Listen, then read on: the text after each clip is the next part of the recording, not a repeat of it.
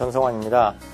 자, 오늘은 와인 비기너 또는 와인 시작하시는 분들 아니면 와인에 대한 어떤 스킨십이 자주 있는 분이라 하더라도 오감을 활용한 테이스팅에 대해서는 잘 모르시는 분들이 있어서 오늘은 인체가 갖고 있는, 몸이 갖고 있는 모든 감각을 이용해서 올바른 테이스팅을 할 수 있는 방법에 대해서 한번 알아보도록 하겠습니다. 자, 먼저 오감이라 말하면은 파이브 센스를 말하는 거죠. 즉 말 그대로 영어로 파이브 센스인데 시각과 후각, 미각, 촉각, 그리고 나머지 복합성, 이건 우함이라고 하기도 합니다. 그런데 먼저 첫 번째 시각을 먼저 알아보겠습니다. 시각은 와인의 색상과 점도를 알아보는 시간이, 그러니까 알아보는 감각이 되겠죠. 먼저 화이트인지 레드인지 또는 로제 와인인지, 그리고 점도, 와인잔을 스월링 했을 때 와인잔 볼을 타고 흘러내리는 와인의 점도가 끈적임이 있는지 아니면 속도가 빠른지, 점도에 따라서, 즉 점도가 빨리 내려온다는 것은 와인에 당도가 없다는 게 되겠죠. 예를 들어 물과 설탕물을 비스듬한 경사면에 뿌리게 되면, 유리면에 뿌리게 되면은 꿀이 들어간 물 같은 경우에는 점도가 있기 때문에 조금 더 천천히 내려올 것이고, 반면에 물은 말 그대로 당분이 없기 때문에 더 빠른 속도로 내려오게 되겠죠. 그래서 점도를 그렇게 파악을 하시면 됩니다. 와인은 스월링을 하시고 난 다음에 이 점도를 파악할 때 와인잔 벽면을 통해서 이렇게 눈물 자국처럼 보이는데 바로 이 부분을 와인의 눈물 또는 와인의 다리, 렉이라고 하기도 합니다. 자, 두 번째 후각. 1차 향과 2차 향으로 나뉠 수가 있습니다. 먼저 1차 향은 원료 포도 자체, 그러니까 자연에서 나는 모든 향을 말합니다. 자연에서 나는 모든 향이라고 하면은 풀냄새, 그리고 레몬, 라임, 그리고 흙냄새. 흙이라 그러면 말 그대로 우리가 가정용 화분에서 나는 그런 흙냄새도 가능하고요. 땅이 주는 모든 1차적인 향을 아로마라고 하고요. 두 번째 2차 향은 부케입니다. 부케. 스월링을 했을 때 사람이 인위적으로 첨가시킨 향, 즉 오크 향이라든지 아니면은 버터라든지 아니면은 아카시아 벌꿀 향이라든지 이런 여러 가지 인위적인 향이 부케가 되겠죠. 그리고 미각은 혀의 감각을 이용해서 최대한 알코올의 농도라든지 탄닌을 알아보는 감각이 되겠고, 촉각은 와인 및 와인잔의 온도, 즉 이 와인의 어느 정도 온도인지, 화이트 와인은 당연히 10도 이하의 낮은 온도에서 드셔야 되고, 레드 와인은 14도에서 15도 정도가 아주 적당한 온도가 되겠지요.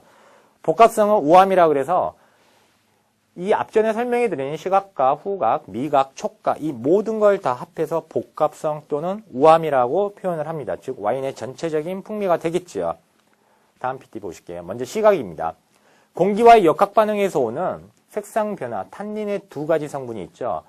폴리페놀, 보라, 자주, 다홍, 안토시안, 벽돌, 오렌지, 짙은 갈색인데, 폴리페놀은 먼저 공기에 빨리 역학 반응을 일으킵니다. 다시 말해서 폴리페놀이 갖고 있는 보라, 자주, 다홍, 와인을 보았을 때 와인에 보라색, 자주색, 다홍색이 난다는 것은 폴리페놀이 그만큼 더 활성화되어 있다는 말입니다. 즉 이 와인은 만든 지가 5년이나 5년 이내의 와인이라고 유추를 할 수가 있겠죠. 왜? 폴리페놀이 공기의 역학 반응을 일으키는 그 시간대가 보통 그 주기가 2년에서 7년 사이라고 보기 때문입니다. 반면 안토시안 같은 경우에는 벽돌, 오렌지, 짙은 갈색 또는 우리가 먹는 양조 간장처럼 아주 진한 색깔이 나올 수도 있는데, 안토시안은 우리가 먹는 감에도 많이 함유가 되어 있고 노화 방지에 좋은 성분입니다. 근데 안토시안은 10년이 지나야지 공기의 역학 반응을 일으키기 때문에 만약에 와인에서 은근히 나는 색깔이 벽돌, 오렌지, 짙은 갈색이 난다면 그 와인은 안토시안이 활성화되어 있다는 거고, 안토시안이 활성화되어 있는 와인은 즉 올드 와인, 오래된 와인이라고 우리가 유추를 할 수가 있습니다. 그리고 와인잔을 보았을 때 중앙 부분을 코어, 바깥쪽에 출렁이 있는 부분을 림이라고 그러는데요. 림과 코어의 명암이 뚜렷하고 색상 차이가, 명암 차이가 명확할수록 그 와인은 고급 와인이고요. 그리고 훨씬 품질이 높습니다. 그리고 화이트의 경우에는 투명할수록 높은 품질인데, 림과 코어를 화이트는 보는 게 아니라 와인잔을 살짝 기울여서 전반적인 화이트 와인의 투명도를 살펴보시면 됩니다. 투명도. 그리고 레드 와인과 달리 화이트 와인은 잔을 똑바로 세우시고 위에서 잔 중앙을 쳐다보면은 와인잔을 잡는 이 스팀 부분이 조그만 원처럼 안에 보이는 부분이 있습니다. 와인잔 위에서 쳐다보게 되면 그 림으로 보이는 조그만 원통 부분이 투명할수록 그 화이트 와인은 품질이 훨씬 더 높은 경우가 되겠죠. 자, 먼저 그럼 말씀드린 대로 림과 코의 색상 변화를 먼저 보실까요?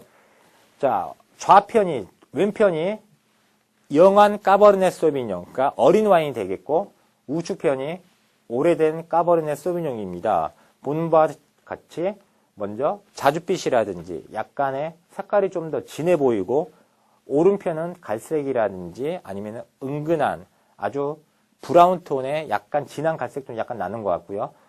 코어와 그리고 림 쪽의 명암 차이는 두 와인 다 모두 명확하게 나오는 걸 볼 수가 있습니다. 자, 한 가지 더 실제로 보여드리면은 이건 제가 이제 블라인드 테스팅 때 제가 보았던 그 어떤 하나의 프로그램인데요.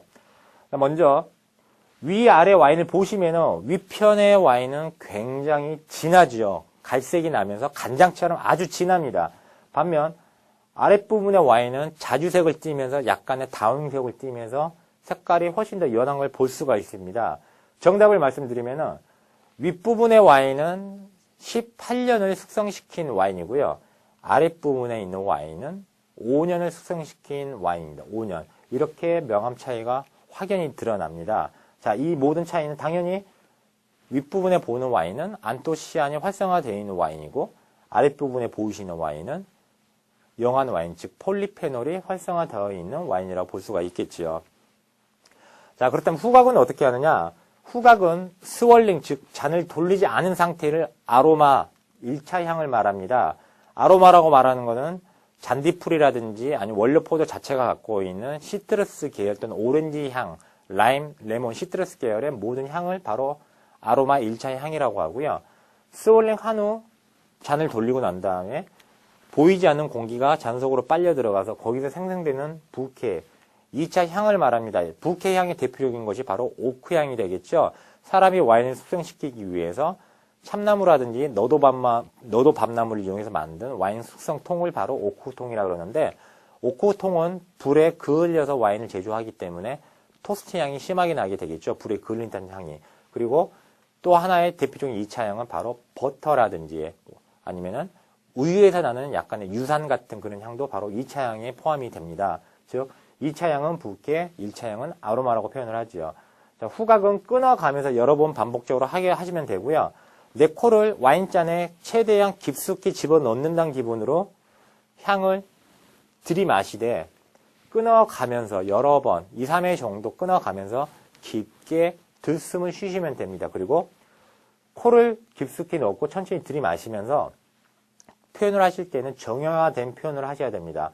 드라이하다든지 아니면 카지스 또는 민트, 오크, 버터 이 표현은 무엇이냐면은 조금 어려운 전문 용어이긴 한데 설탕이라든지 이런 기타 당도의 단맛을 내는 성분이 없다고 느껴지면 드라이하다고 표현을 하면 됩니다. 왜 드라이는 말 그대로 스위트하지 않다는 뜻이기 때문에 논 스위트라는 뜻이기 때문에 드라이라 표현하시면 되고, 카지스는 말 그대로 한국의 산딸기 같은 열매입니다. 그래서 뭐 산딸기 향이 날 수도 있고 민트 또는 오크통 또는 버터 향이 날 수도 있겠죠. 이런 향에 빗대서 우리가 일상에서 느낄 수 있는 향에 빗대서 표현을 해야 되는 게 바로 후각적인 테스팅의 가장 중요한 요소이고요.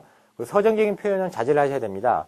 와인을 냄새를 맡고 난 다음에 석양무렵의 노을이 생각난다든지 어릴 적에 첫사랑이 생각난다 하신 이런 서정적이고 은유적인 표현은 가급적이면 삼가하시는 게 좋습니다. 자, 미각에서는 반모금의 와인 약 20ml에서 30ml 정도 보시면 됩니다. 자, 일반 종이컵이 160에서 170ml 용량이니까 종이컵 한 4분의 1 정도 용량만, 소량만 입안에 넣는다고 생각을 하시면 되겠죠. 그리고 위아래 좌우로 굴린다는 말은 왼쪽 오른쪽 와인을 한번 맛을 보시고 또 다시 위아래 와인을 한번 튕기듯이 입안에서 360도 굴려가면서 맛을 보신다고 생각을 하시면 됩니다. 그리고 마시고 난 다음에 중요한 거는 입을 다무시고 날숨을 쉬었을 때 코를 뚫고 비강을 해서 나오는 향의 강도를 측정한다는 것입니다. 이 향의 강도를 측정했을 때 잔향, 즉 와인을 마시고 난 다음에 목 넘김을 한 다음에 비강으로부터 나오는 와인의 여운, 어떤 향일지 모르겠다. 오크 향이 될 수도 있고 버터 향이 될 수도 있고 라임처럼 시트러스 향이 될 수도 있고, 그 향이 오랫동안 갈수록 그 와인은 품질이 훨씬 높고 좋은 와인입니다. 예를 들어 프랑스 그랑크리급의 굉장히 비싼 와인들은 거의 한 1분 넘게 가는 경우도 굉장히 많습니다. 자, 혀를 위아래 굴리고 천천히 맛을 보라는 의미는 바로 혀의 분포도를 보시면 단맛과 짠맛, 그리고 양옆에 신맛, 맨 뒷부분에 목젖 바로 앞부분에 쓴맛이 있기 때문에 좌우로 굴리시면 와인이 갖고 있는 그 원료 포도의 모든 맛을 느낄 수가 있으니까 한번 이렇게 좌우로 좌우로 굴러가면서 음용을 하시라고 제가 말씀드린 이유입니다. 자, 그렇다면 촉각에서는 마시기 좋은 온도를 향불이라고 그러는데요. 와인을 직접 만지는 게 아니고요. 와인병을 만지시면 됩니다. 자, 레드 와인은 13도에서 15도 정도가 되겠고요. 화이트 와인은 8도에서 10도예요. 와인병을 마셨을 때 약간 서늘하다 정도 싶을 정도가 아마 화이트 와인 8도에서 10도이고, 레드 와인은 여름을 제외한 상온에서 보관한 그대로 그냥 꺼내서 드셔도 무방합니다.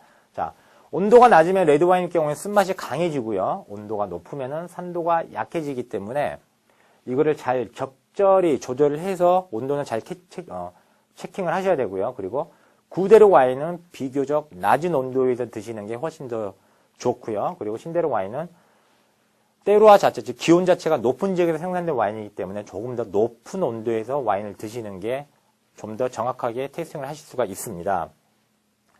자, 그렇다면 마지막 우아미 복합성에 대해 설명을 해드리면 전체적인 풍미를 정확히 기록을 해야 됩니다. 가장 중요한 것은 테이스팅 노트를 작성을 하고 품종, 원산지, 연도, 가격을 기입을 하는 거고요.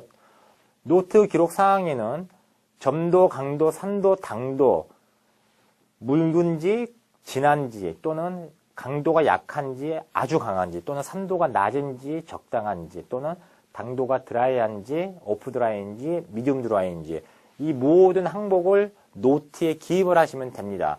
다음번 파트에도 하나 더 있는데요. 이어서 알코올이 낮은지 높은지 강한지 탄닌이 약한지 적당한지 아니면 바디감 질감이 높은 라이트한지 낮은지 아니면 미디움한지 아니면 풀바디한지 그리고 균형이 잘 맞았는지 아니면 괜찮은지 훌륭한지 그리고 여운 3초인지 5초인지 15초인지 20초인지 여운이라 말하는 목젖을 넘기고 난 다음에 비강으로 나오는 와인의 끝 향을 말하는 거죠.